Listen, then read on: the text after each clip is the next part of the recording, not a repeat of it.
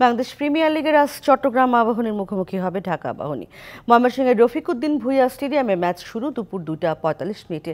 মৌসুমটা খুব একটা ভালো কাটছে না ঢাকা আবাহনীর। এই মৌসুমে এখন পর্যন্ত 6 ম্যাচ খেলে 4 জয়ের সঙ্গে একটি করে ড্র ও হার আছে আবাহনী ঢাকার, যাতে 13 পয়েন্ট নিয়ে এই মুহূর্তে পয়েন্ট টেবিলের পঞ্চম স্থানে ঢাকা আবাহনী। অন্যদিকে মৌসুমটা দুঃস্বপ্নের মতো কাটছে চট্টগ্রাম আবাহনীর। এই মৌসুমে এখন পর্যন্ত 6 ম্যাচ খেলে এখনও জয়ের দেখা পায়নি চট্টগ্রাম। এতে পয়েন্ট টেবিলের তলানিতে এখন তাজুর শিষ্যরা। হারের তিক্ততা পেছনে ফেলে ঢাকা আবাহনীর বিপক্ষে জয় নিয়ে মৌসুমি জয়ের ধারায় ফিরতে চায় চট্টগ্রাম আবাহনী। অন্যদিকে প্রতিপক্ষের বিপক্ষে পূর্ণ 3 পয়েন্ট নিয়ে বিপিএল পয়েন্ট টেবিলের এগিয়ে যেতে চায় মারুফুল হকের শিষ্যরা।